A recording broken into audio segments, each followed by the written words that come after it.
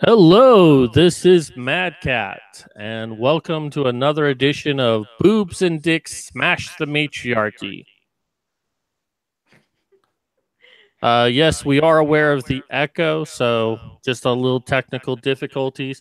It's been over a year since the last time we've done this, so there's going to be a few kinks in the system. Anyways, I am Dix. I'm Boobs. Welcome back. It's not showing you automatically. That's weird. Wait, what? Oh, there we go. Alrighty, so we have an interesting show today because we're going to be talking about the issue of sex education, and more specifically about this new thing out of California about the mandatory LGBT sexual education.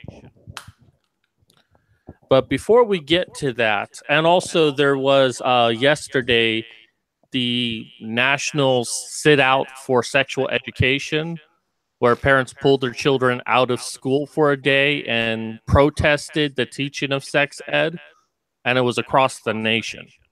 Wait, protesting like against sex ed? Right. Really? It That's actually started in North Carolina too. wow. I'm surprised I didn't hear about that. Me too. But anyways, before we talk about this,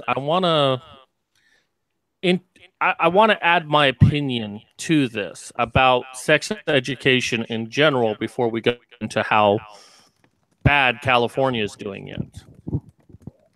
And this will be a controversial opinion, but I do think that sex education should be mandatory, that it should be taught in schools.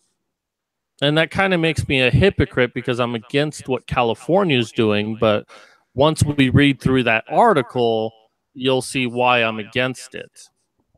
But the reason I'm for it, the teaching of it, is because we live in a society where so many people are having sex and they know very little about it, or at least little about the consequences, especially teenagers.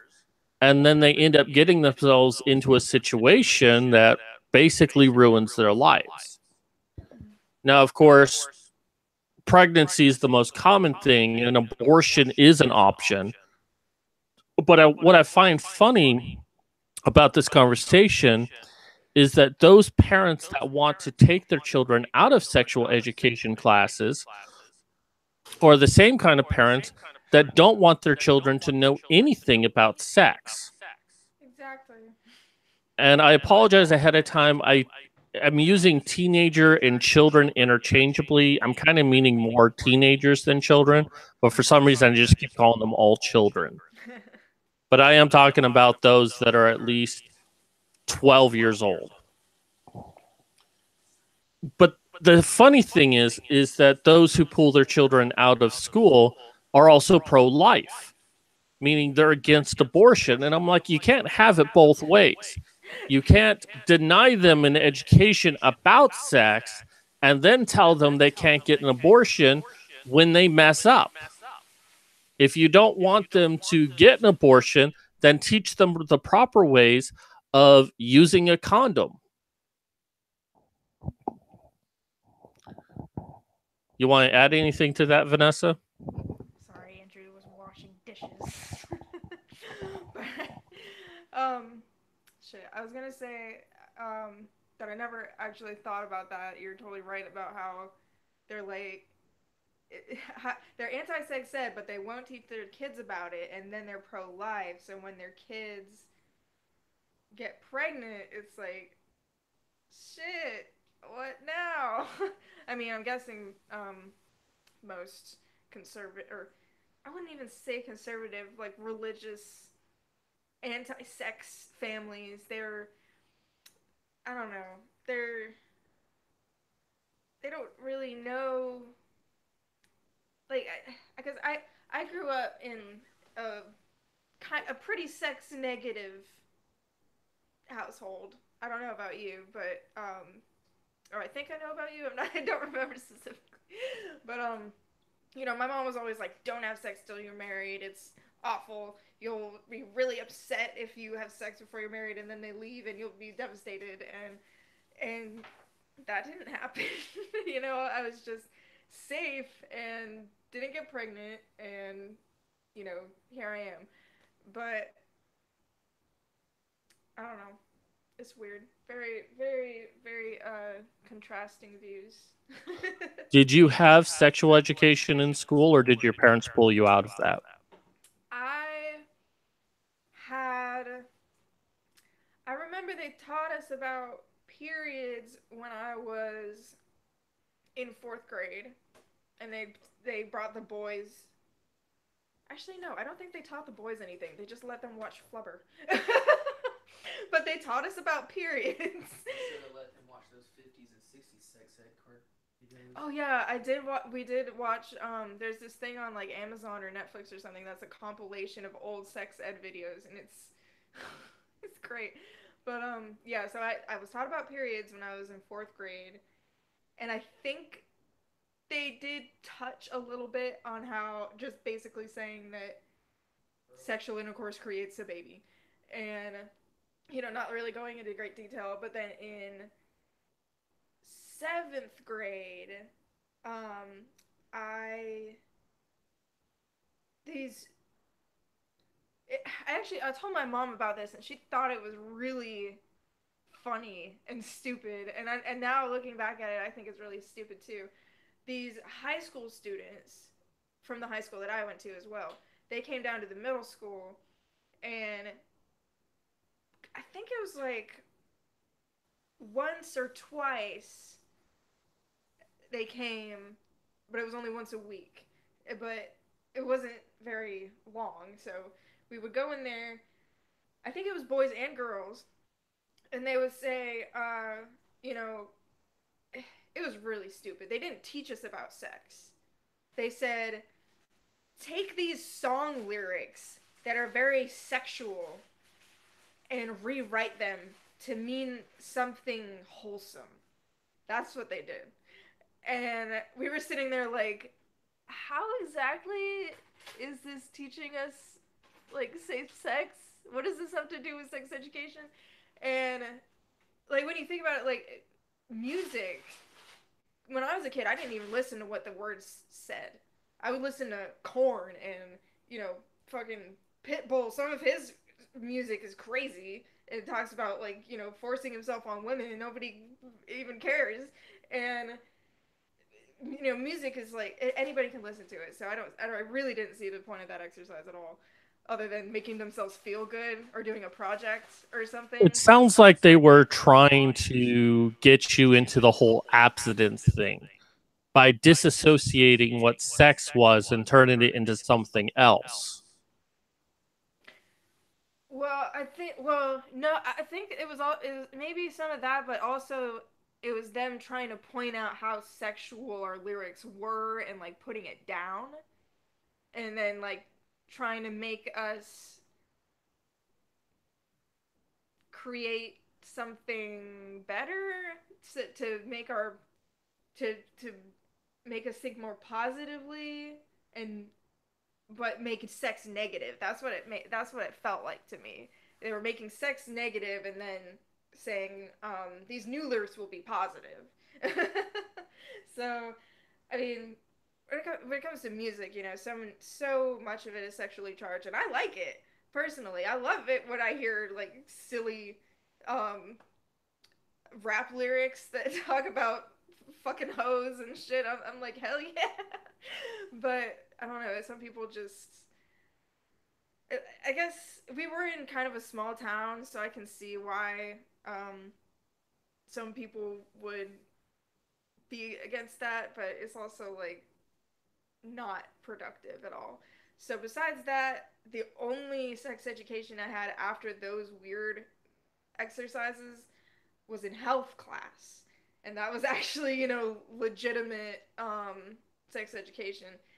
And I I'm pretty sure I think our middle school class touched on it a little bit, and then the high school class, they were both mandatory, but the high school class went into detail a little more. But it was all so sex negative. It was, or I don't like using that phrase, but it was so negative against sex. Um, and they were negative against marijuana too. Very, very against tobacco, which I support, but it was like, I don't know, the things that they teach in schools, as far as is my experience, is very not. It's like they're just trying to get you to not do things. Pretty much, they're just trying to scare you. Well, for me, sex ed, the whole thing where you were learning about your periods, that happened in fifth grade for the girls, and us boys, we had a extended recess basically. So we got to go outside and play, and girls got to see blood oozing out of vaginas. Yeah.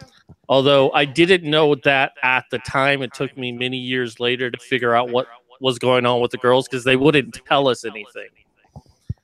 But my actual sex education came in sixth grade.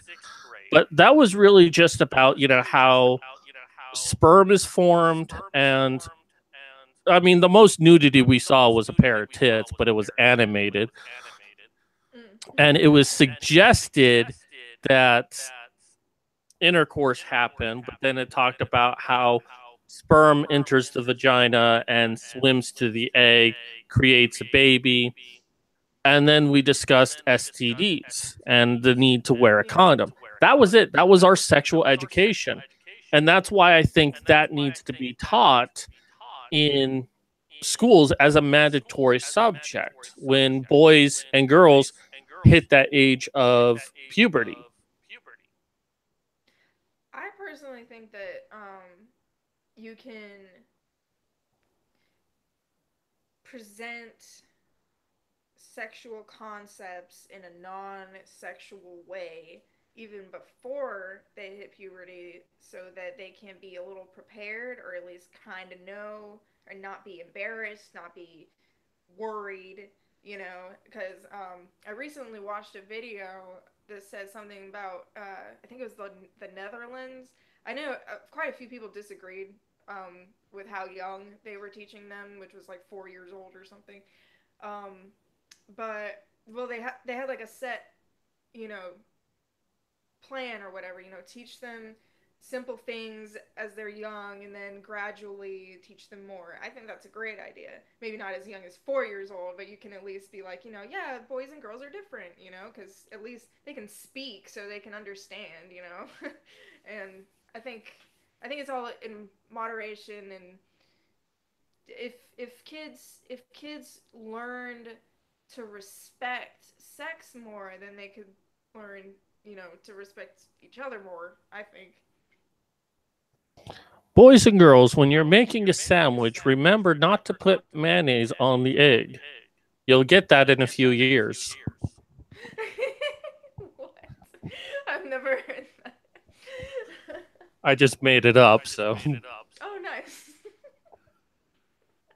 But then, like you, once I went into junior high and high school, I learned more about reproduction and sex, but that was part of biology. That was part of health class. And that was just requirements for taking the course. It wasn't really designed to teach us anything Yeah. about reproduction, but more a part of the curriculum itself. But I'll tell you, the great way to encourage abstinence is to have children watch a live birth. Ugh, Oh yeah. God. Oh yeah. Definitely. You know what?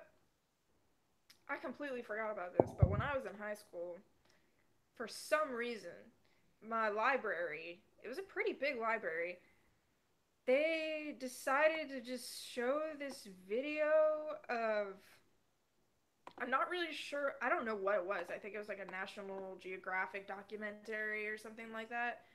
But I walked by like this TV that was like in the entrance to the library, and there was just a woman giving birth, like with a huge bush. bush. That's the only thing I could remember was the gigantic bush.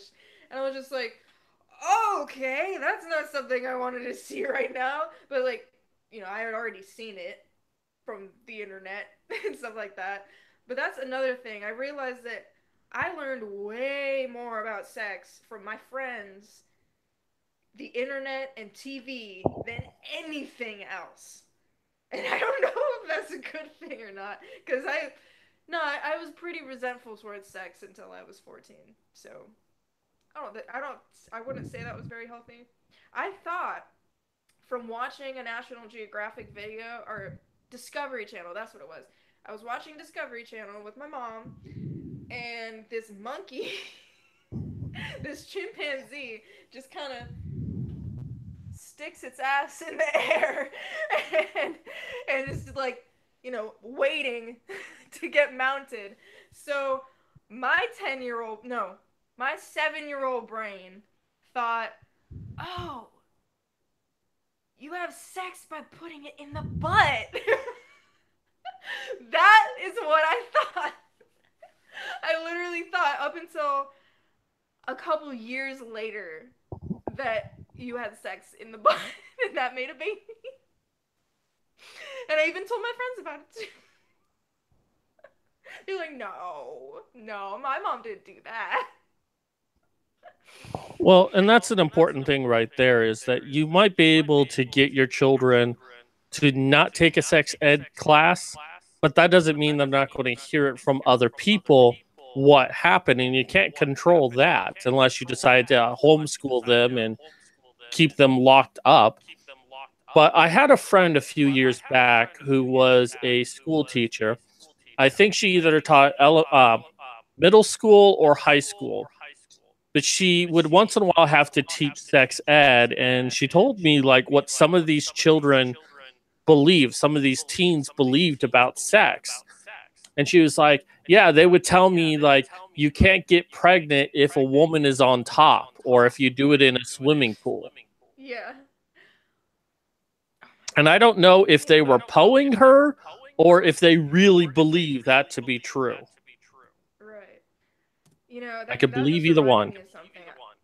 I might have told you about this before, but this, honestly, in my opinion, just shows how ignorant some people can be when they're not taught, the facts. And this woman, okay, so I was friends with this Marine guy when I first moved here. I didn't have any friends, so for some reason, a lot of Marines really wanted to hang out with me.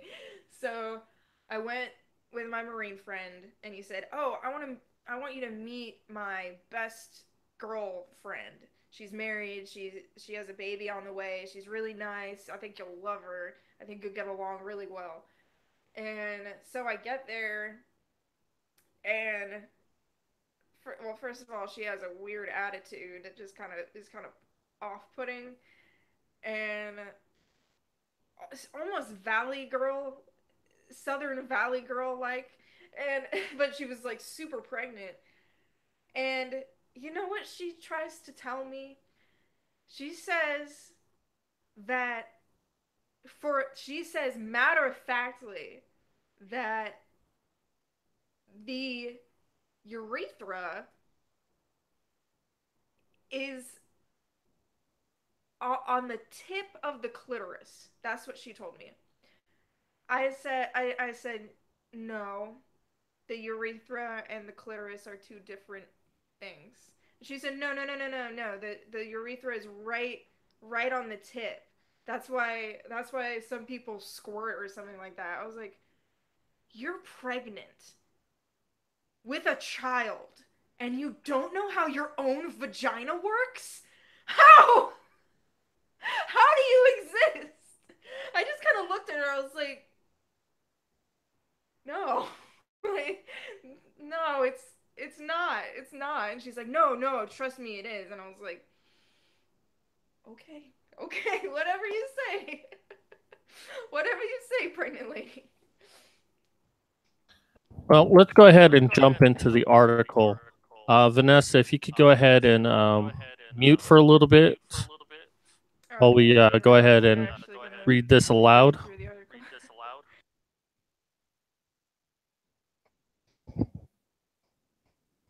Alrighty. So as you can see, California school district says parents can't pull kids from new LGBT sex ed. And let me read through this whole thing and then we can go ahead and talk about it. So Orange County, California, and this was April 19th. California is about to implement a new abortion and homosexuality promoting sexual education lessons, and one school district has told parents they have no choice but to expose their children to them. California enacted the California Healthy Youth Act in 2015. But only now are its controversial provisions starting to take effect in the classrooms. Under the auspice of health, the law says that it will equip students to develop healthy attitudes on gender and sexual orientation, among other things. It also says it will inform students about the effectiveness and safety of all FDA-approved contraceptive methods and facilitate objective discussions about parenting, adoption, and abortion. So far it sounds pretty legitimate. But wait, it gets worse. Red State contributor Kira Davis, a resident of Orange County, California, warns that among the teaching materials approved for this use under this law are a study guide for the transgender children's book I Am Jazz, as well as a sexual health toolkit. This Did you just say toolkit, a book called I Am Jazz? I Am Jazz, yeah. They made a book now? Can I say something really quick? Sure. You know that child, I Am Jazz, because she went through hormone therapy or puberty blockers or whatever, her penis did not form enough to even be able to be made into an artificial vagina. So, because they blocked her hormones, because that's what is good for trans children, apparently, according to the liberals or whatever, now they can't even have a functioning penis or vagina. Oh, yeah, I think I did hear about that. Oh, yeah, so sad. It's really sad. I know. It fucking sucks. But they're glorifying it. I mean, I hope they're happy, but the suicide rate is very high for trans individuals, so I really hope that they're gonna be okay, honestly. Anyways, you're saying that they're gonna use that book in schools? Yes. Oh, it's about to get worse. Oh dear. All right. So this toolkit, funded in part by George Soros-connected Tides Center, offers kids tips on using sex toys and anal lubricants. Let me read that again. Offers kids tips on using sex toys and anal lubricant. It defines anal intercourse, phone sex, and more as common sexual behaviors. Go ahead. Sorry, but anal sex is not common. I mean, it's common, but it isn't for everyone. That is so strange.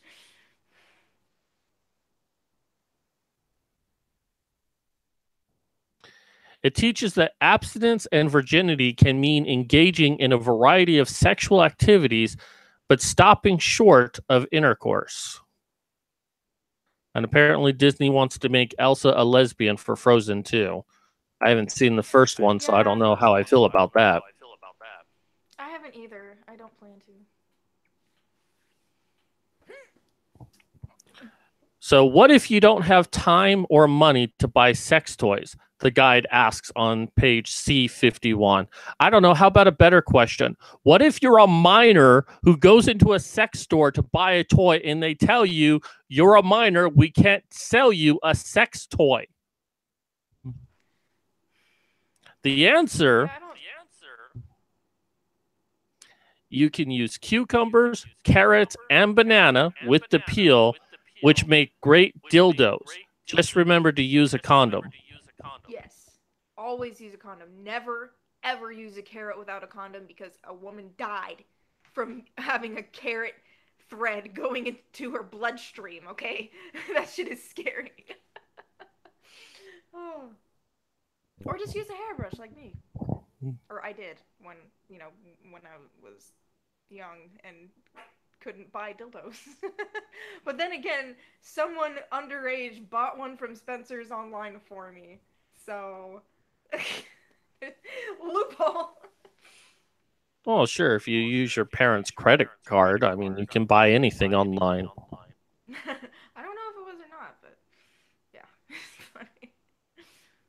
Well, my takeaway from this is that you're teaching, as I mentioned, sex education, the education about how babies are formed, STDs, and using condoms. They're taking a whole new step of basically saying, hey, uh, you can fuck yourself in the ass with the carrot. I mean, why don't they just tell them to explore themselves? Like it's not like, you know, like I learned a lot from porn. Like I know a lot of feminists like to say, "Oh, guys only learn sex moves from porn," but I mean, porn is good. So, um, but like personally, I knew like I saw this video. I don't know if you've seen it or not, but it's this chick, this bald chick that goes around drawing vaginas. It says drawing clitorises, but you can't draw a clitoris and know what it is without drawing the whole vagina. So she draws vaginas everywhere. And supposedly in the name of sex education to make people know more about it. Well, everybody knows what a vagina looks like. Everybody knows what a penis looks like when it's drawn on a piece of paper. But unless you actually look at it in real life and study it, you're never gonna actually know what it is. So watch some porn, you know, and then you'll maybe figure yourself out. But that made I commented on that video. I was like, you know, I've known what a clitoris is since I was like 12 years old. Like when the first time I heard clit, I was like, what the fuck? What is that? But after I knew what masturbation was, I found out what a clitoris was. And that was that. But I've known what the clitoris is for years, yet I didn't figure out how to have an orgasm until I was 21. So, not like her point was like, oh, if more people know about the clitoris, then, you know, people will be better at sex. No.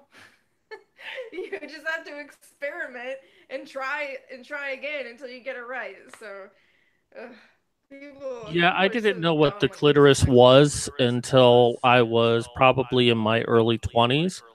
And while I read a lot of books about human interactions and sex, when I first saw the word clit, I thought it was pronounced slit.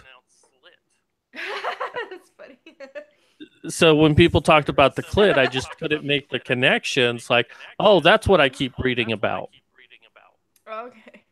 That's funny. But again, there was no one there to really teach me about, how to have sex with a woman.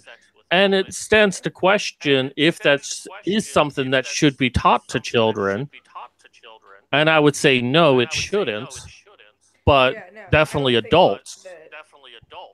Yeah, I mean, personally, after like I say 15 or 16 years old, you should at least have some idea of your sexual wants and needs, not necessarily completely, but like your preferences. I think you should know what you like, what you don't like, because if someone, suddenly does something that you never even heard about, like anal, then you're like, what the fuck? What the hell is this? So I think people should know of it, not necessarily be taught how to do it, but they should know that this is what sex is. This is what happens. This is what might happen.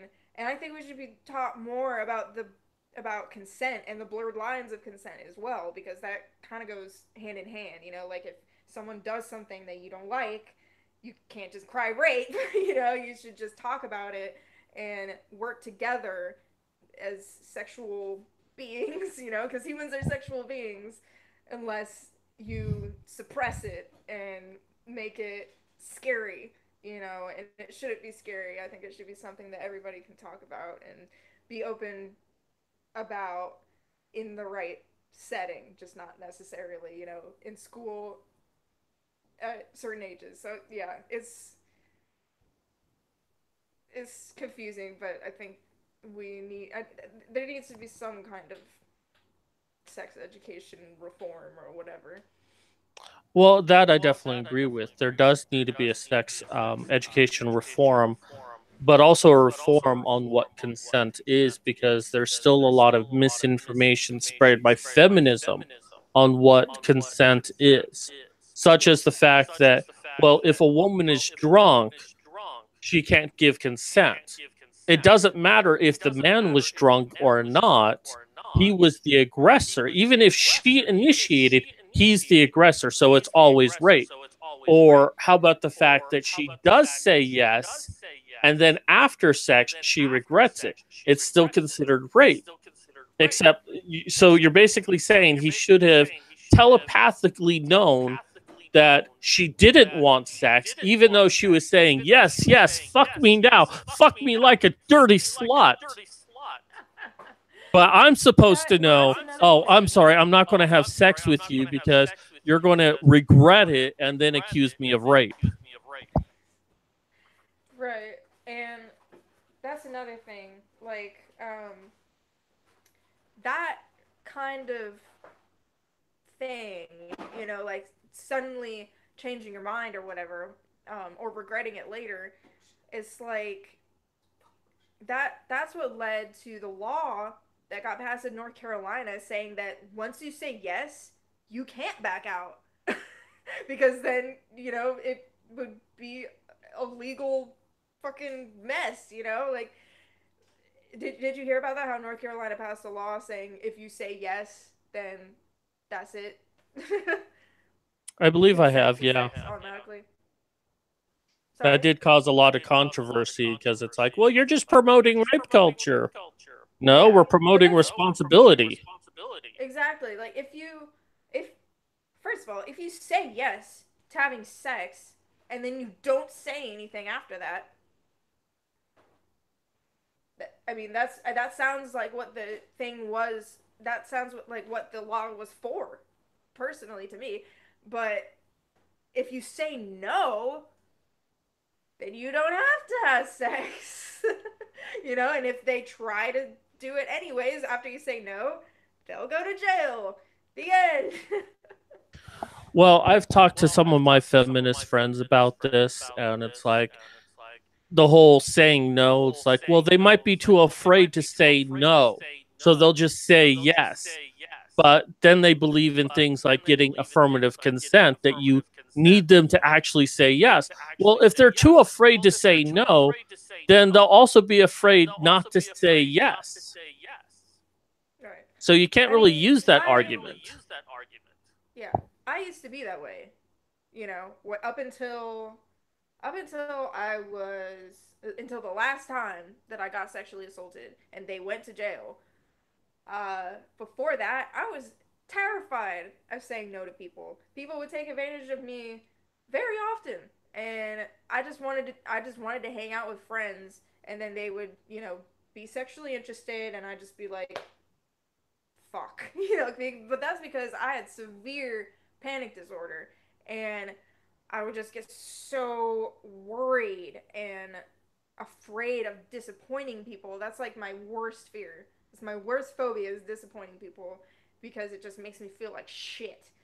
So I would just say yes or not say anything and just, let do whatever. But then once I realized that that was not healthy at all and it wasn't good for my emotional well-being, I realized, okay, well, I need to fucking speak up if I don't want people to touch me. And so, ever since a guy tried to come in while I was half asleep and try to touch me and poke me with a knife, he went to jail because I immediately, after I was so scared, I went down and told the people that I was hanging out with, and they were like, "Oh shit, okay, we're gonna call the police," and that was the end of it.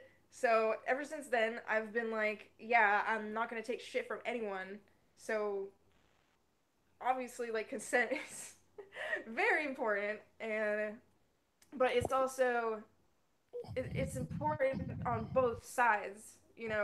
Girls have to make an effort to say no if they don't want to have sex with someone. It's really simple.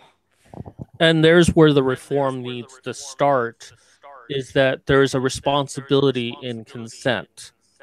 Well, In not that not if you also want, men are afraid to say no to women as well. I just want to say that. well, yeah, it's very true. I'd say even more so. Oh, one sec, I gotta plug in my computer. Well, I mean, considering that, it was like, what was it, the University of Michigan or Minnesota?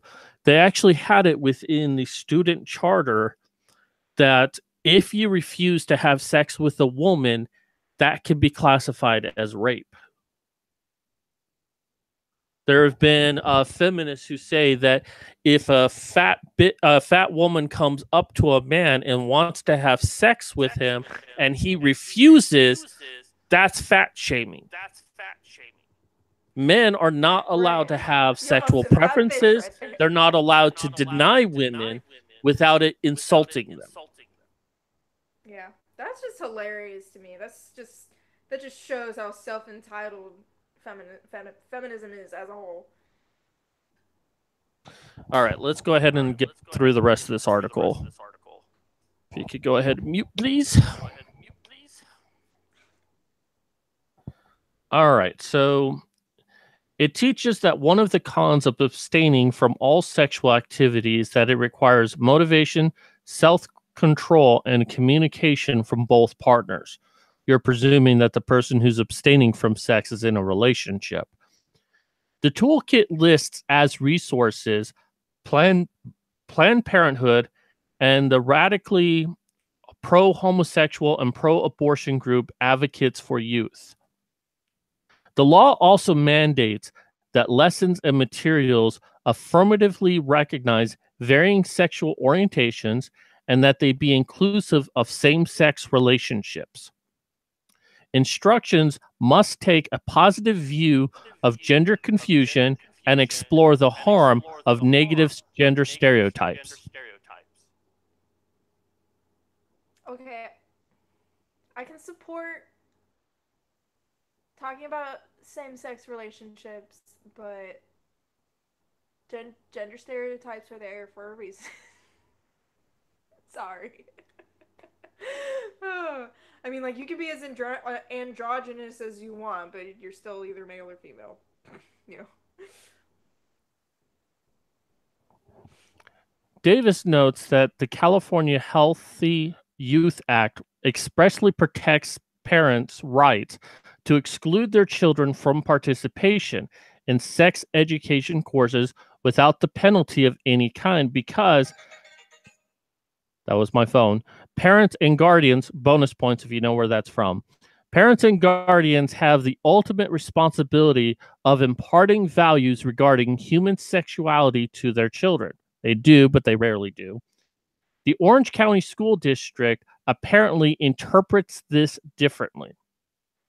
In a memo dated March 29th to the Orange County Board of Education, Orange County Department of Education General Counsel Ronald Wincart says that the law's opt-out provision does not apply to instructions, materials, or programming that discusses gender, gender identity, gender expression, sexual orientation, discrimination, harassment, bullying, intimidation, relationships, or family, and does not discuss human reproductive organs. So, for point of clarification, the California Healthy Youth Act allows parents to take their children out of any sex ed class that they don't want them to be a part of. But the Orange County Board says, well, okay, that's true if we discuss intercourse. But if we discuss anything else besides that, we can make it mandatory. By the way, your ass is not a sexual organ, so. Yes, it is. Try telling that to Twitter.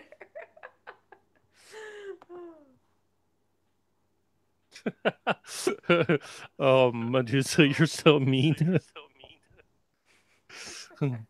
So Vanessa is typing in chat. I'm Batman comes in. Great to see you, Batman. He's like, hey, Batman, how's the folks doing? Oh, wait. I'm terrible. I had to. I'm sorry. Whenever I see Batman, I have to make a dead parents joke. I guess it's better than a dead baby joke. Right? All right, let's continue on. He also cites judicial precedent to claim that parents do not have the constitutional right to exclude their children from positions of the school curriculum that they find objectionable. Heidi St. John, an author and speaker who covers faith, motherhood, and homeschooling as the busy mom, forcefully spoke out Wednesday against the memo. The Orange County Department of Education feels that it is their right to give you permission to disagree with them. These are our children. They do not belong to the schools. I find that statement funny because a lot of parents have this mentality of, I send them to school to learn. I don't need to teach them myself, except when it comes to sex. Oh, I don't want my children to know anything about sex. Can't have it both ways, people. St. John advises California parents to contact their local school boards and Democratic Assemblywoman Shirley Weber, the law's author, and to pull their children out of school and force LGBT lessons on children. She also urges parents to participate in the sex ed sit-out on April 23rd, which was yesterday, an event spanning the United States, United Kingdom, and Australia, in which parents pull their children out of school for the day in protest of radical sex education programs. So the rest of this just talks about that. I think I missed a part up here.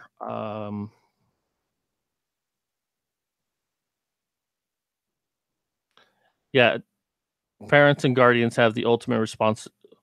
Okay, so my takeaway from all of this is that this is not about sex education. This is about LGBT, not propagation. God, I just had the word. Damn, it's going to bother me now. Propaganda. It's LGBT propaganda. Now, don't get me wrong. I support people being gay, lesbian. I know I've sucked a few dicks in my time. I have no problem with that. But what this is specifically doing is it's forcing children to sit in a class that talks about the different genders, sexual orientations, transgenderism. They talk about all of these things, then also talk about how you can sexually satisfy yourself, but they don't discuss anything about heterosexuality at all. If anything, they'll talk about how you might pleasure someone of the same gender than someone of the opposite gender. So basically what they're doing is saying, oh, all of these other sexual orientations are good and you should probably consider them, but by not teaching heterosexuality, it's basically implying that it's bad. And that's what I think this is. This is a big push by these groups to say, hey, it's okay to be gay and lesbian. It's not okay to be heterosexual. That's what I think this is. It's just simple I keep messing up that word. Propaganda. I think so too. I mean, well, they're trying to make everybody non-binary aliens. Honestly, like, well, you know, the people who are trying to push stuff like this, not everyone in the LGBT community, obviously. I mean, I'm bisexual. I like dressing different ways. Doesn't mean that I have to identify it as something other than male or female. And I mean, it's just, or I know many lesbians, so-called lesbians, that suddenly got pregnant, and they're not lesbians anymore. And so it's like, I, sexuality is so random, and sexuality is a spectrum. Gender isn't a spectrum. Sexuality, you can like whoever the fuck you want, but it really doesn't Including your hairbrush. What? Oh yeah. Well, you can like anyone you want, Exactly. including your hairbrush. Yep. Or a bubble wand.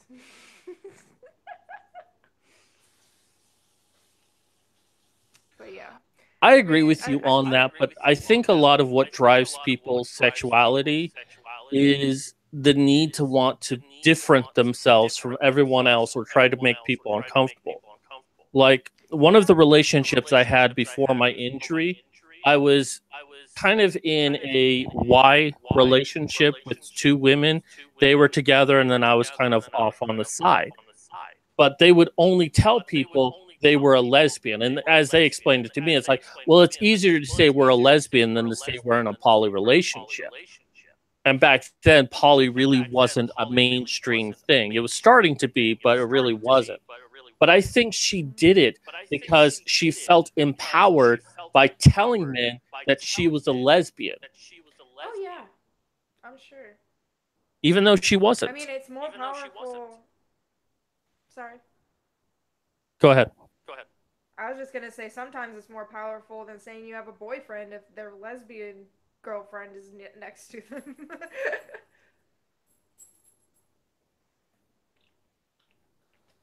So yeah, I mean, I have no problem the teaching of sexuality, but I don't think it's something that you teach at this level. And in some cases, they're talking about teaching children at a younger age. And while Vanessa said that she kind of supports this, I really don't. I support teaching respecting people, which I think is what more she was getting at. But actually, teaching sex to young children is a bad thing.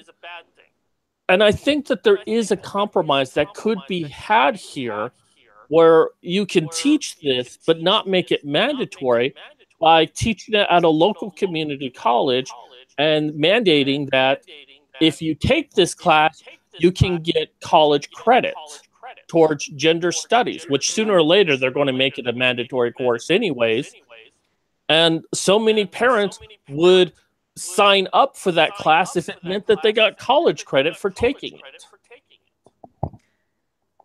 That brings up an interesting thing. I did tell you that I had to take a I don't remember what they called it. It was something like a something about a consent awareness or something like that. And I had to go through this thing um or no, I think they highlighted the alcohol aspect that like being responsible while drinking, but then they inserted stuff about sex and consent, and they even asked me what's the definition of cisgender, and gave me like multiple choice options. It was the most ridiculous thing I'd ever seen. And that was something that I had to do um, as part of my general ed or something like that. It was just like a little quiz or something, but it was really confusing and really like it actually did mention that men can be male or men can be victims of rape too, but it was more focusing on the gay part, not that they could be assaulted by women. So it's I don't know, it's very very strange because they and that was just in a small town community college in North Carolina. So I can't even imagine the stuff that they're teaching them at like big social justice warrior colleges, you know. And I'm glad that I don't actually go to school and I'm just doing online, and I'm really really looking forward to the end of this semester. Well, thankfully, I got out of the school system before the social justice warrior invasion. Although, to be fair, I went to a trade school that was accredited. So, but my class was predominantly men, anyways, and a few women that were in there, they were cool. So they understood, you know, boys will be boys. I mean, we'll talk about shit, we'll insult each other, and they'll engage with us. Right. One thing I wanted to say about how you mentioned, you know, you don't think that sex should be taught at a young age. Um, I think that. Sorry, I'm trying to recollect my thoughts. Um, I think that introducing kids to sex at a very young age, it could be bad potentially because they might think, "Oh, I want to try this with my friend." You know, like playing doctor when you were a little kid. You know, if that ever happened to you. But you know that. So it's a really complicated subject because you never know how your kid is going to react. But all you can do is try and prepare them with facts and tools and just tell them, you know, this is what's acceptable, this is what's inappropriate, and you know, I think that's all we can really do as parents. And if they because they you said that they're trying to remove the um genitalia aspect of the sex education and just talk about everything else. Is that Yeah, what that's it was basically about? what they were doing. See, that's completely contradictory because genitals are a huge part of that. You know, And in if my case, you it's definitely the huge part. You walked but into I that mean one. I guess I did. But it's ridiculous how like how they put so much focus on like, oh, we need to teach people about uh LGBT and different shit, but then you're not going to tell them about the basic facts of life, that this person has a penis and this person has a vagina. It's important, okay? Not everybody is attracted to penises. Not everybody is attracted to vaginas. And if someone decides to do a swap and doesn't want to tell anybody, fuck. Oh, also, I heard earlier this morning, which really tickled my pickle. Apparently now in California, the sentence for knowingly giving someone AIDS is only up to 6 months, while misgendering someone can put you in jail. Knowingly You giving said, oh, knowingly giving someone AIDS, you can be jailed up to a year. Misgendering someone, you can be jailed up. No, sorry. Fuck. Giving someone AIDS on purpose, only 6 months.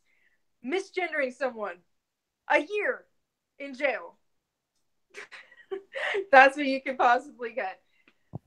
So okay, but apparently, what if I misgendering misgender someone. someone and give them AIDS? Not that I have AIDS, lady. I'm perfectly clean. But Do I get a year and 6 months? Quite possibly. You don't want to go down that road.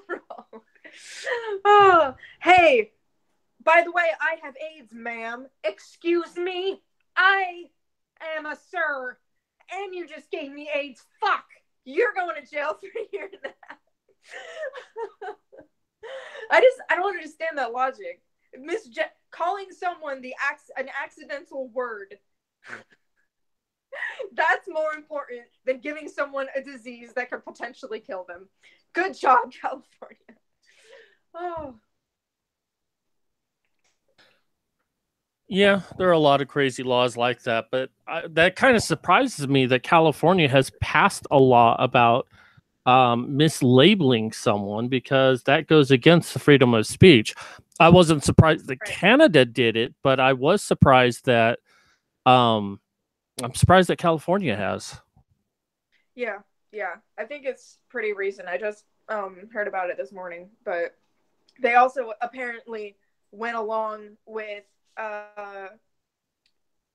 Canada in recognizing a third gender. So on your license or whatever the fuck. So, but the guy I was watching, he was like, so what if, one day, like, what if I want to test the limits of how many times I can change my gender? What if one day I feel like a man and the next day I feel like a woman, but my identification says I'm a man, so it's oppressing me? What do I do here? Excuse me, ma'am. Do you know how fast you're going? Excuse me, sir. I'm a man. Ma'am, did you just assume my gender? You're going to get 5 tickets for assuming a police officer's gender. That's awesome, dude. That would be so perfect if someone in California got pulled over and they were like, hey, ma'am, do you know how fast you were going? You just assumed my gender, sir. You just assumed mine too. Buckle up, bitch. That needs to be a skit somewhere. I'm gonna make it. That's awesome. Oh, Andrew, we have to make a skit now. We have to make a skit. Oh, that's great. Okay, so this is giving me some trouble here. I don't know if I'm... Oh, here we go. All right, so I want to go through this real quick. It doesn't look like we have the echoing anymore, so you don't have to mute. But just go through this real quick. So parents rally against public school sex ed over pro-choice gay rights ideas. And this was in the Washington Times yesterday. Mom, you won't believe what my teacher's talking about right now. This is a text message. Regina Young, a parent in North Carolina, Charlotte's Mecklenburg Oh, really? School, and she received from her 7th grade daughter one day. Before I could even respond to her text, Miss Young said, she told me how uncomfortable she was to hear her teacher tell stories of her transgender home. Yeah, that's probably a little inappropriate. Really? So, children, 3x plus y equals 10. By the way, did you know I have a transgendered home? What does that even mean? Like she's dating a transgender person? Or that everyone in their home is some sort of transgendered individual? Why the fuck would that matter? Oh, hang on, I'm getting an echo now. Miss Young was just one parent who participated Monday in the sex ed sit-out, an international demonstration to protest what rally organizers say is a campaign by pro-choice and gay rights organization to force their ideology on children through public education. Movement began amongst parents in Charlotte, North Carolina, but spread to 16 cities in 4 countries in the month leading up to the event. According to the Sit Out website, rallies were also held in Calgary, Alberta, Mulgrave, Australia, Bloomington, Indiana, and London. For the sit-out, parents were asked to pull their children out of school for the day, accompanied by a note to the principal explaining the absence as a protest against pornographic sex education. Pornographic sex education? What, just showing diagrams of vaginas and penises? Well, I don't know how everyone else does it, but we were talking about California teaching children how to put a carrot in a condom to fuck your own ass. I mean, that's a bit pornographic. A little bit. But yeah, I can kind of see that, you know, with these sort of things, that there's a lot of misinformation and over exaggeration. Generally, sex education, at least when I was growing up, was the opposite of graphic or pornographic. Yeah. On Monday, parents Same here. in the latest culture war to be fought on the grounds of America public schools, closely followed national walkouts against guns and abortion. On Monday, parents picked out 2 organizations for particular scorn: Planned Parenthood and the Human Rights Campaign. The nation's largest abortion provider and America's leading LGBT rights advocacy group, respectively, have written sex education curricula that public and private schools across the nation have adopted. Welcoming Schools, the pamphlet written by the Human Rights Campaign, is marketed to elementary school educators as a guide to prevent bias-based bullying. Ms. Young said forcing radical sex education on children is a form of bullying itself. I kind of have to agree with her on that one. This is not about bullying, she said. We already have a policy against bullying. What can a school teach and promote a sexual agenda to our children and violate our parental rights, giving permission to more of what's happening and what happened to my daughter? It is not acceptable. Well, she needs to learn to speak better, or this writer needs to learn to write better. Yeah. At the demonstration in Charlotte, Tammy Fitzgerald, wait, isn't your mom's name Tammy? Yes. Executive Director of NC Value Coalition, said the rhetoric about bullying is a Trojan horse to give the gay rights movement complete access to our kids in public schools. I agree with that. She and Miss Young's story is representative of what hundreds of other parents have told her. About a year ago this time, we began receiving phone calls from parents, teachers, and counselors at Charlotte Mecklenburg School. They were saying, please help us. You can't believe what they're teaching our children in public schools. Welcoming Schools includes a list of children's books that promote gay and transgendered rights.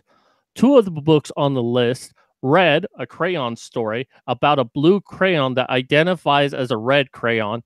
Hold on, I have to stop to laugh. Are you fucking serious? A crayon? Oh, wait, you were serious? Let me laugh harder. Ha!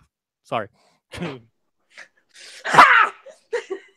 Jesus, you scared the piss out of my head. I scared our cat.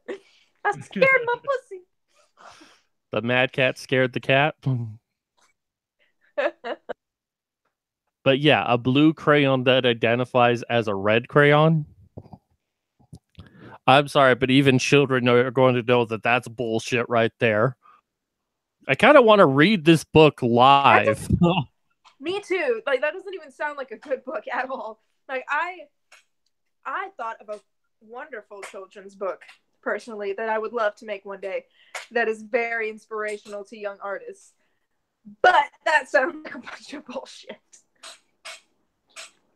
And Jacob's New Dress, about a boy who wants to wear a dress to school. Yeah, I've heard that one. Were read to kindergarten students in Charlotte Mecklenburg School, Miss Fitzgerald said. Protesters held up signs that said, "Let kids be kids. My child, my choice. And how dare you taking funding to destroy my child's innocence." Well, to be fair, those two stories I wouldn't really consider destroying your children's innocence. I mean, it's Yeah. ridiculous with the narrative that you can pick and choose what you are as far as your gender identity, and that your biological sex has no bearing on who and what you are, even though it does. But even then, I can't really argue with reading a story to children, because we read Yeah. all sorts of stories to children about imaginary friends and, Bible sharing is stories. caring, Bible stories, fairy tales. They're all fucked up in some way. So you're mad about these stories, you might as well throw out the entire curriculum. Ah, poop. I had something to say and I forgot. It'll come back to you. So, Carl Ayala, a former public school teacher, said about 15 people participated in the protest she organized in Austin, Texas. We are uniting with parents across the globe to demand that our right as parents be respected regarding the teaching of sexuality and sexual orientation. And that's where I have to agree with her on that one. Because you don't really need to teach about sexuality or sexual orientation in schools. I I remember. mean, you have your friends for that. They'll tell you more than the school is legally allowed to tell you. So they'll get the education, just not from the schools. I think, yeah. Well, I totally agree. Honestly, there should be more youth groups for stuff like this. Like, there's so many Christian youth groups. There should be youth groups for sex education, like smart sex education. But also, another thing is that I really think that kids or teenagers should be taught about cross dressing, because cross dressing and dressing in or expressing however you want in through your clothes and your looks doesn't have to be sexual. It doesn't have to even relate to your gender. But so many people say, "Oh, I want to dress this certain way, so that means I'm transgender."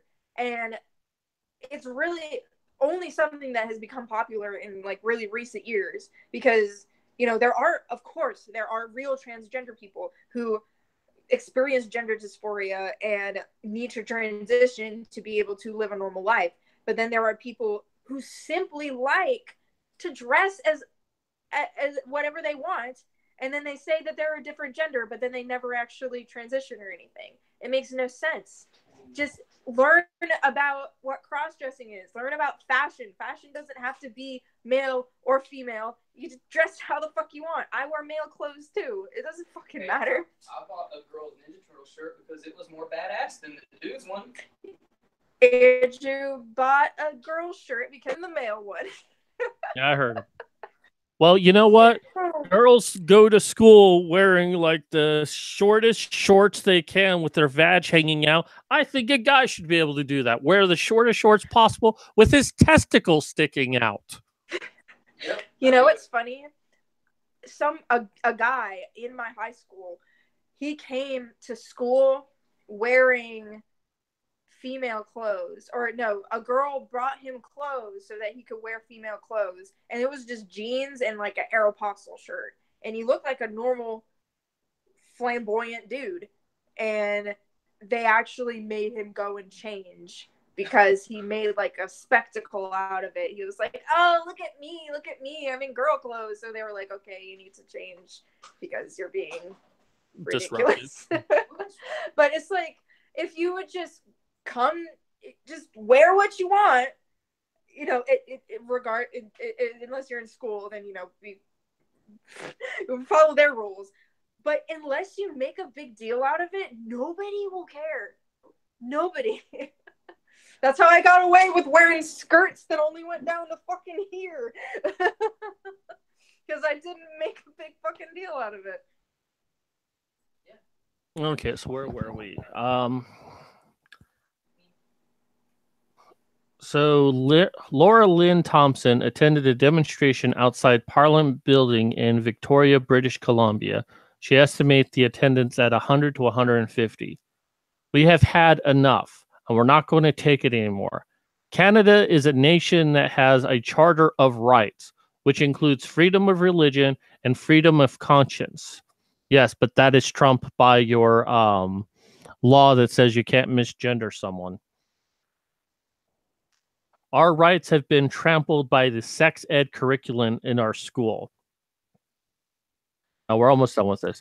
Heidi Pazdek, a member of Indiana's Salt and Light chapter, Salt and Light, helped organize the rally in Bloomington and estimated that had about 40 to 50 people. She said walking into school these days is like walking into Sodom and Gomorrah. It's all about sex. Our world is all about sex. Even if you pull your child out of a sexual education classroom, the world itself is going to teach them more than they would have 20 years ago. Yeah, that's very true. I mean, like I learned so much, honestly. Well, also I heard a lot of misinformation from my friends. I thought that sperm was blue because that's a rumor that went around in my school until I found out that it wasn't. Honestly, just Google it. Well, my camera doesn't want to work right now, so poo-poo on that. But so we kind of have a look at both sides on this. And I think both sides are wrong, in all honesty. But I think we do need to teach children safety in this world today, especially with how more sexualized our culture has become. And while I'm not entirely against that notion of it becoming more sexualized, at the same time, there is a level of protection that we need to provide to our children about that. At the same time, though, we do need to teach them basic health, their own basic health. Yeah. You know, it's not like anyone's going to pull a child out of the classroom for not washing their feet. It's like, well, I don't want my child to learn how to wash their feet. It goes against our religion. Well, that's another thing. We need to teach kids more about sexual hygiene in general because, I mean, there's so many people who don't even know what it's like circumcised versus uncircumcised, especially women. They have no fucking idea. And then also another thing is that if you suppress all these sexual things, if you don't tell them anything until they're older, then they might suddenly really, really, really want sex. And then, which is what happened to me. And I think happened to many people I know as well, because I was told, don't have sex, don't have sex, don't have sex. And then once I had sex, I was like, oh shit, sex is awesome. Let's have sex. So, which thanks responsible enough to not get pregnant or have a disease or anything, which I think is something that everybody should know. But it's like, I feel like we just need to find a middle ground that shows people how to be clean, safe, and not creepy. There's a comment in our chat about blue sperm that it would change the context of Eiffel 65's hit song Blue. Well, yeah. I guess it would be a song about bukkake. Ooh, giggity.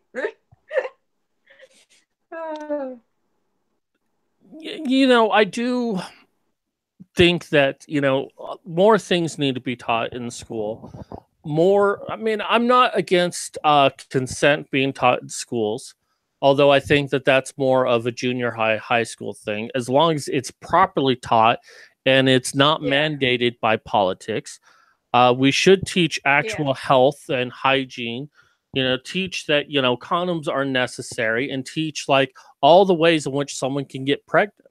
I mean, a lot of people believe blue cocky. A lot of people believe that if you pull out, you can't get a girl pregnant. They believe that penetration is a requirement for impregnating a girl. And while it is extremely difficult to get someone pregnant, even if you pull out, because you could still pre-cum, although pre-cum generally doesn't have sperm in it, it sometimes does. And women have gotten pregnant because of it. Women have gotten pregnant. And different women have different amounts of tolerance. Susceptibility, to sperm. I've never been pregnant, and I've had so many close. Might be another chick. Actually, I know a chick who was on birth control and used a condom and still got pregnant. So it really depends. And you have to know your body, and you have to know your partner's body to be able to actually have safe sex. Well, there's a girl that I went out with a few months ago, and she was telling me that when she gave birth to her son, she was a virgin. And how this happened is because when she was at a party, her graduation party, she kind of hooked up with the guy, but she didn't want actual sex, but she still wanted to get off. So it was kind of a mutual masturbation sort of thing. And he did ejaculate, and it landed on her vagina, but his penis never went into her, and she still got pregnant. That's fucking awful. Yeah. That's almost hard to believe, but that's awful. It's hard to believe, but it does happen. And this is the kind of things that need to be told to teenagers who are going to be fucking, because they're going to be given a lot of misinformation out there. And we need to say, hey, it's still possible to get pregnant in all of these ways. Dispel all of the myths. Because you're not going to stop teenagers from having sex. But maybe if we actually teach them, we can reduce the rate of abortion. Maybe during a sex ed class, we show them a live birth and we show them a live abortion. I actually just saw a video last week that it was an animation of an abortion, but I'm like, my God. Yeah. I mean, that just kind of scared the crap out of me. I'm like, wow, that is really horrific. Right. I mean, I feel like that would really make men and women think, okay, I better be fucking like really safe, or else I'm gonna have to, first of all, pay out the ass for it, and then this is gonna, she's gonna have to go through this scary shit, like just get birth control, get an IUD like I did, and it's over with. Like, fucking, you have health insurance until you're fucking 21, so get that shit and just be good, because I have tried so many different birth control options, and I all the way advocate for the IUD, even though sometimes for some women it's not compatible with some women because it could potentially like go up into your uterus or whatever. But for the women it does work with, like me, is a fucking lifesaver. No periods, and I don't have to worry about babies. So get on birth control. Well, and I find it auspicious that it's Planned Parenthood that's leading the sexual education, because I just watched an interview on Steven Crowder of a woman who used to be like a manager at a Planned Parenthood facility, and she was saying that Planned Parenthood is centered around women getting abortion, and that they will purposely set women up to get pregnant. Like, well, here's some free birth control that you have to take every single day. People are going to forget to take their birth control. And that's how women get pregnant. And then they charge up the wazoo for abortion. Even though they get government funding, they still charge a lot of money for it. That's so fucked up, dude.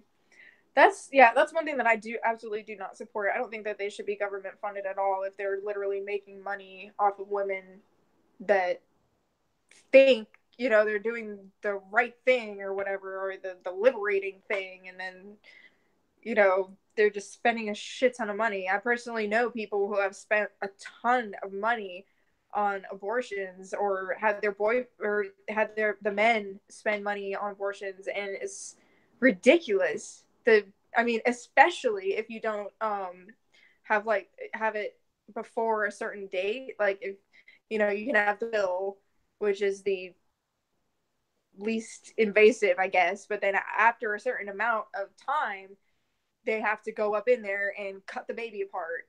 Yeah. So, I And mean, that's why the would you even want to get to that point? Well, because they use a lot of misinformation, and then they accuse the Yeah, other side of doing exactly that. And I agree, both sides use a lot of misinformation, but you know, this is actually something that the left would be against, is showing an actual abortion happening, because they don't want people to know what's going on. And right. so I don't really talk about abortion too much because, one, it's not a man's decision, and two, my view on it is a little bit controversial, but I'm going to lay it out right now. I am against abortion, but I think it's necessary at the same time. And what I mean by this is, I would love to see abortions go away altogether. Unfortunately, we still live in a day and age where parents push this concept of abstinence on their children, try to scare them out of not having sex, that there's so much misinformation about what sex is, that these teenagers end up getting pregnant and practically are destroying their lives, and that abortion is really the only option for them. Yes, I know you can do it for give up for adoption, but realistically, all that does is ensure that a child is going to grow up to be a criminal and kill a lot of, or not kill, but more likely to become a criminal. So it's basically a Well, there's slow also another death. thing. Yeah, it's also another thing to consider that most of the people who, well, I guess it goes for both sides. Most of the people, like, there are people who simply can't afford abortions, and then they have the child, and then the child has a fucking horrible life. Yes. And then on the other side, there's the ones that, like, sorry, I'm trying to word correctly so that I don't misstep on myself. But it's it's also a lot of the low income people who do get abortions. So it's like, it's strange, you know, like some people, I think it depends on how you were raised, honestly, because there are people who are like, oh, I can't afford birth control, or I don't want to have birth control, so I'm just gonna have a bunch of kids, and then all their lives are horrible. And then there's the people that are like, oh, I can't afford to have a baby, so I'm just gonna have a bunch of abortions. Neither are really that great. So I mean, personally, I don't know any rich women or like well-off women who have abortions on a regular basis, because they usually try to prevent it. In my opinion, I feel like it's the lower intelligence that really needs, unless it's an accident, of course, unless it's an accident. See, this is why it's such a touchy subject, because, like, if you literally try everything, like, if I were to get pregnant right now, even though I have a 99.999% effective birth control, I would probably have to get an abortion, or, well, no, it wouldn't actually form because I have birth control, so it would probably be a miscarriage. But still, even if I actually did get pregnant at this age, I'd be like, yeah, I can't have a baby. I personally never want to have a baby. I want someone else to have a baby for me. So it's really dependent on, like, each individual and each situation, and I think it is best to just avoid it at all costs, in my opinion. Congratulations, Andrew. She's always going to have a tight vagina. Exactly. I'm scared of being pregnant. I do not want to be pregnant. Yeah, I don't want to be I don't even pregnant know if I either. can get pregnant. What did you say? I said I don't want to be pregnant either. Right. Ah, And, that would be I think there is a correlation there, and I would be interested to see if anyone's done it. But it seems like a lot of people who are pro life seem to be lower income or devoutly religious. And I know that's not 100% true, but it does seem that's the case.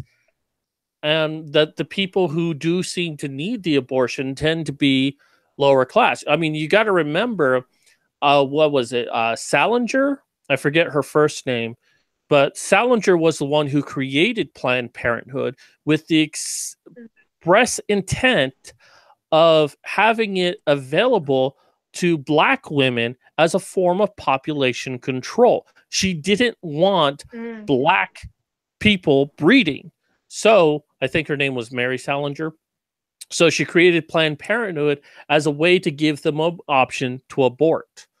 People forget that, but it's an unfortunate thing that we need abortion, and I would love to see it go away. But unfortunately, taking away abortion doesn't solve any problems. In fact, it probably makes a lot of right. things worse. So, what we need to do first is solve the problem of why so many women need an abortion in the first place. And once we can solve that problem, then we can get rid of the option for abortion altogether, except in, medical necessary circumstances. Right. Yeah, I agree with that. I mean, I think personally, you know, as someone who just thinks like in common sense, and I'm a realistic person. I think I need to be on birth control or I could get pregnant. And for some reason, not every woman understands this, or they just don't care, and then it just causes people pain. I don't know. Like it's just there's no reason to do something that is preventable. And then if you try to prevent it and it still happens, you know, oh well, there's your option. But at least try to prevent it, at least, because it's so much less expensive than an abortion, or than to have a baby, unless you actually want that baby, then have the baby. Well, and that's the other thing I want to point out too, because a lot of people's opinion on all of this is, well, if you get pregnant and you don't want the baby, then give it up for adoption. And we already discussed what happens to a child for adoption, but it's also expensive to be pregnant. You've got to Oh yeah. go to doctor's offices, you got to get prenatal vitamins, you've got to change your entire life for this pregnancy. So it's not as viable Not as an everybody does that option. either. It's not as viable as an option to just bring the baby to term and then give it up for adoption. They think it's just like that. No, it's not. It's a very big responsibility. Right. Yeah, I mean, personally, if like I said, if I ever got pregnant, I couldn't carry it to term, because I just personally feel like the toll on my body would be so emotionally, impactful. I guess I wouldn't say traumatizing, but it would be so, it'd be a big impact on my life, and I don't think that I would be able to recover for a long, long time, especially if I mean, I already feel like, personally, I feel self-conscious about my stretch marks on my legs just from being tall. So like if I become pregnant and suddenly I've got, all of these stretch marks all over my boobs and my stomach, which, you know, kudos to the women that have had children, like including my mom, and still feel confident about themselves. You should feel confident about yourself. But I personally know that I would not be able to handle it. And therefore, I do not want to have a baby out of this body. And that's the thing for me to know. You know, it's a good thing to be able to realize, like, I don't think I'll be able to have children, or I do want to have children. You know, it's really, it's something you have to, it's a state of mind you have to get into, and, like, you know, go towards that. Because, like, if you're like, oh, I don't know, maybe I'll have a baby, maybe I won't, and, you know, it's, you got to make smart decisions, you know, to have a successful life. And, you know, not everyone does that, but No, I think you really hit the nail on the head right there, is that you've got to, you know, really make smart decisions to have a successful life. And pregnancy is one of those decisions that you have to make. And yes, a lot of people end up getting pregnant, not when they mean to, and they still go on to lead a happy, healthy life, something that they can be proud of, even though the miracle of birth was an accident. But that's not something that everyone can handle. Kudos for those people that can take a unfortunate situation and turn it into something positive. Not everyone can do that. And we see that a lot, where so many mothers end up having children that they're not ready for and end up doing a lot more damage than had they just gotten an abortion. And I hate to say that it's probably better that these women had gotten abortion, but it is a truth. You know, what's the outcome for that child? Yes, some of them can make it and become happy, successful people, but more than likely, those who are born to a single mother home, which has been demonstrated, or grow up in the foster system, are more likely to do very bad in life, if not become criminals. So, I mean, we want to get rid of abortion. Great. That is a great goal to have. It starts with sex education. I mean, there's a lot of things that need to change in our world in order for abortion to be thrown out of the conversation, to just be like, no, we don't need it anymore. But the first step, I think, is reforming sex education and really teaching people about, you know, condoms and STDs and pregnancy and all the ways that you can get pregnant and what actually happens as a result of that. But we're not going to get that by trying to teach little teenage boys to stick a carrot in a condom and fuck yourself. That has nothing to do with protecting yourself. And, you know, we're talking about, you know, how you yourself, you know, you were denied the knowledge of sex until you're basically an adult, and then you just really wanted it so much you became a nympho. Not a bad thing, but I'm thinking that that's the same thing that's going to happen here, that we have all of these advocacy groups coming in and saying, hey, give gay sex a chance, don't do straight sex. And they're basically creating the same problem. So they're going to convince a lot of teenagers that heterosexuality is a bad thing. That's already happening, but this is the next nail in that coffin. And when they finally come out of that phase where they're like, well, wait a minute, maybe I'm actually straight, maybe I do like the opposite gender, they're not going to have any knowledge of that. And you've created the same exact problem. I mean, if you want to teach homosexuality, if you want to teach about lesbianism, if you want to show lesbian porn, I'm all for that. But at the same time, you need to teach about heterosexuality and not treat it as the dirty secret or the ugly stepsister. You need to teach it on the same level that you teach every other thing. Because you know what? You wouldn't be here if your parents didn't decide to have straight sex at least once in their life.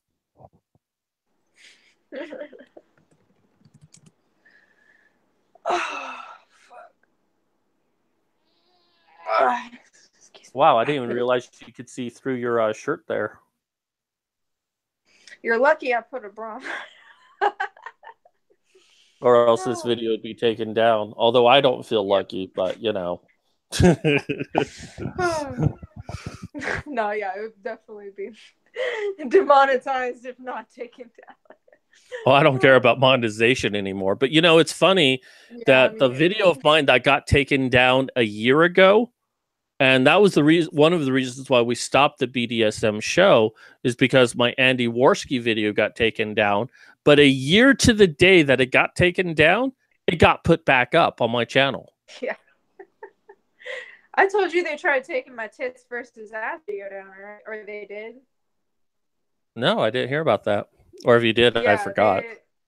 well, I posted it on Twitter. They sent, or no, I logged in to YouTube, and the first thing that popped up, I couldn't do anything until I acknowledged my strike for a video that I uploaded over 2 years ago. So now I suddenly have a strike, and it got taken down for no. They wouldn't give a reason.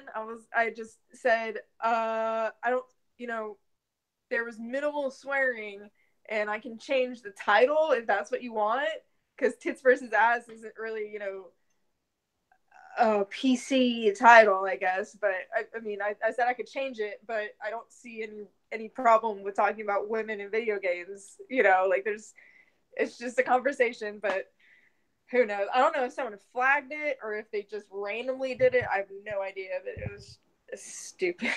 Well, I'm still amazed that my video about National Organization of Women talking about toxic whiteness is still on my channel. I'm surprised the National Organization of Women haven't taken that down, and it's had over 1,000 views. But that actually happened to me a few months ago. I logged into Facebook one day, and it's like, yeah, this post that you made like 2 years ago, we're taking it down because it's offensive. And what it was me liking a video on YouTube, which posted on Twitter, which automatically updated to Facebook. And it was Milo Yiannopoulos gets attacked at DePaul University by Black Lives Matter. Are you serious? That is what they found offensive. They said that it was racist. It's racist for it's racist for a black person to come up and smack a fucking gay white dude. Like, what the fuck? Yeah, but even then, it's like it was a like saying, I liked video, blah, blah, blah, blah. Dude, that is fucking ridiculous. What the fuck is wrong with Facebook? I'm so surprised that I've never, ever gotten any kind of ban on Facebook, ever. I've gotten one. I've gotten one. The only thing I've ever gotten was, I don't know if you saw, but on the Facebook page, Modern Medusa, apparently because I said, or I shared an article about how Backpage was taken down. I was like, this is because not as much child sex trafficking will go on. And apparently, I think it was just one girl who saw it, and they said, oh, they're against sex workers, and they're fucking horrible people. So they went and told all their friends to come and rate my page 1 star. That's their game plan, to give me 1 star.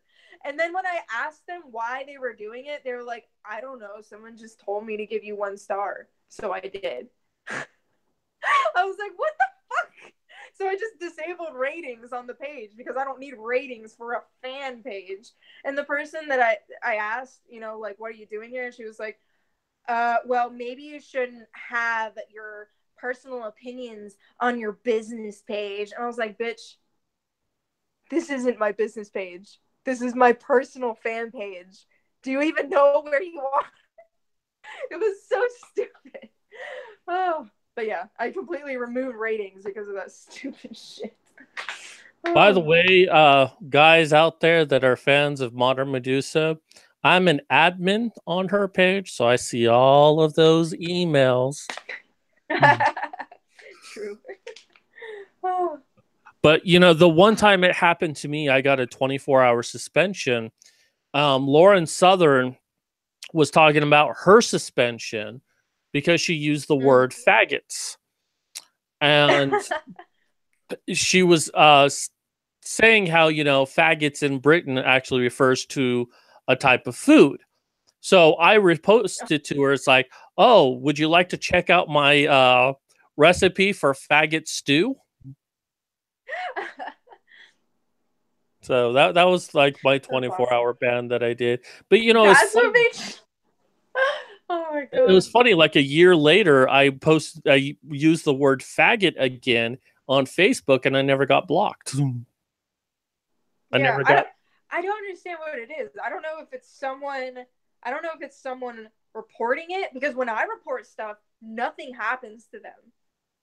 Like, I literally had some dude like last week posting pictures of me when I was underage on his personal profile, and I reported it, and they're like, "Oh well, you can either block him or ask him politely to take it down. We're not gonna fucking do anything about it, but they'll give you a 24-hour ban for saying faggot." What? Well, it's like what happened during the election. Like, they would take down any page that was critical of Hillary Clinton, even if it was just a straight opinion page, or even if it used actual facts. But then people kept reporting, hey, you know, this website goes against the terms of condition, like, kill Donald Trump now. This was a Facebook group, and Facebook said, this does not go against our terms of service. But if you switched that and said, kill Hillary Clinton now, that would have been a violation. So they pick and choose what it is. And it surprises me that Facebook did not go after someone posting underage pictures of you. Yeah. I mean, that's just, you know, disturbing right there. I mean, I honestly am almost considering going to, like, well, someone told me to just go to the FBI. Because, like, if he's posting pictures of me and other underage girls on his personal profile, on his public profile on Facebook, who the fuck knows what's on his actual computer? Yeah. But, I mean, I reported into the local police, but I don't think they're going to do anything. And Facebook didn't want to do anything. So apparently they're okay with, like, creepy pedophiles or whatever the fuck. But, you know, conservatives were no. Well, you know, the left is now starting to consider pedophilia perfectly legal, reasonable. Right. Yeah, good job. Oh. It's ridiculous. It is indeed. But, you know, I thank you for coming on video with me today, because I've really missed this. And I know you were feeling a bit blue today, so I'm glad I coerced you into it. Yeah. Well, I mean, I like talking about, you know, sex, stuff like this. So yeah, exactly. So, but yeah, I mean, well, hopefully, I was thinking about maybe doing a stream on my channel tomorrow if I finish all my homework. But yeah, hopefully we'll be doing more of these soon. I feel like YouTube is like dying personally for small YouTubers, but you know what? YouTube can suck my balls. Oh wait, that only works if you can see me grabbing my balls. Well, it can suck my clit that it doesn't know about. Yeah, but that's a good thing. Sucking my dick is like a bad thing. Hey, maybe not for everyone.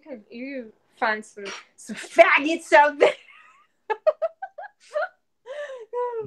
Sorry, I need to censor myself, or else the YouTube people will come and attack me. No, you're popular enough of a channel that they won't do anything to you. They'll just come after me because I'm not. I mean, I'm probably gonna. Well, I'll try to mirror this video after we're finished. But yeah, is it bad now that I know that your shirt is see-through? I keep looking at your chest. Hey, I shouldn't admit that out loud. I mean, I was gonna put duct tape underneath, but that would have looked ridiculous. That would have been way more obvious.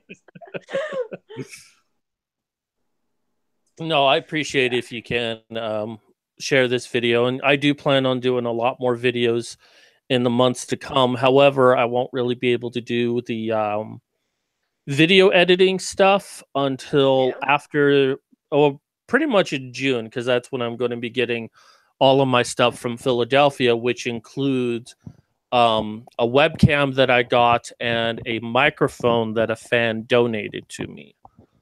So then I'm going to really elevate things thanks to the laptop that I just received.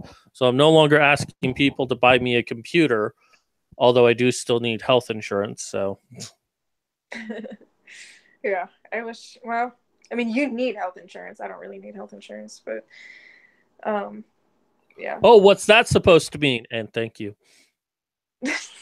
Well, no, I mean, it's a good cause for you to have health insurance. Me, it's like all I really need is, back massages. Hey, you got the health that you need. You get an IUD.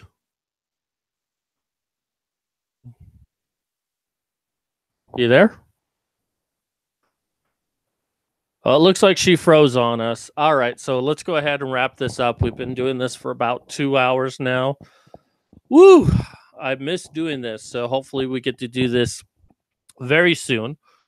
I don't know what our timetable is. This was kind of like an impromptu thing because I saw this article last week, and I'm like, oh, I've got to do a show on it. I'm like, I should have Vanessa on. So anyways, definitely check out the links down below. I am still doing Patreon. I calculated that I need about $200 a month to get health insurance, which can help me with my disability as well as a few other things going on in my life. I am trying to work, and now that I have a laptop and I'm going to be getting my camera stuff soon, I plan on trying to make a business out of teaching courses online. So hopefully I can solve my own problem. But until that time, I do need the extra help. Of course, if you don't want to do Patreon, I do have my PayPal down below that. And I also have my book that I'm trying to get popular, and then Amazon be forced to take it down. So far, it's more popular than its predecessor of Destroy a Man Now. My book is How to Destroy a Woman Now. My voice is starting to go. So if you buy that book and give it a 5-star rating, then it gets popular, and then people will want to take it off Amazon and hopefully take the other book off of Amazon, which actually does contain illegal information. My book doesn't. Have you come back, Vanessa? Yeah, I have come back. And oh, man, you're such a sexy, sexy man. Oh, wait, everyone can see that little thing around my icon going, so I guess I can't fool you. What else? So we are still doing the calendars. We still have quite a few of them going on. We are going to be making some major announcements in June. So stay tuned for that. But, you can still go to our Indiegogo campaign and make an order from there, or go to our PayPal, which I believe is paypal.me/support these ladies. And you can go ahead and still get a calendar, a photo book, and a wall calendar. We're all out of the Mercedes posters for anyone who's interested. Vanessa, you back with us? Yeah, I don't know what the fuck just happened. My fucking phone just was like, oh, the temperature is too high, and then just stopped working for some reason. I don't know what the fuck happened, but apparently I'm 2 people right now. That's okay. I started speaking. Because my phone's in it. I started speaking for you. Sorry about that. It's all right. It happens. But I was just doing my shilling, which I'm basically done. Do you want to shill anything?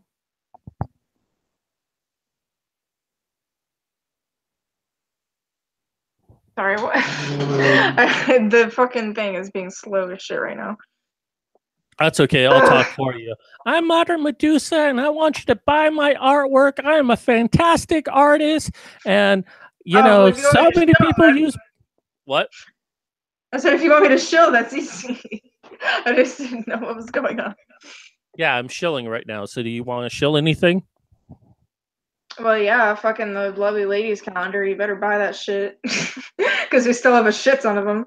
But yeah, the best way to support me is either by becoming a patron or buying my art on facebook.com/Vanessa's Custom Art. Or, well, you have to pay me through PayPal, but that's where you can see all my art. And you can also check out my Twitter and all my other. Well, if you just go to my Twitter, look at the pinned tweet, and you will find every single place to follow me, like Discord, Snapchat, Instagram, fucking Minds, all that good shit. So, yeah. Pretty easy. Yeah, of course, I already mentioned the calendar, but it sounds better when she talks about it. Buy boobs! You do see more of her boobs in it. Not completely, because we did have to make it safe for work. Almost.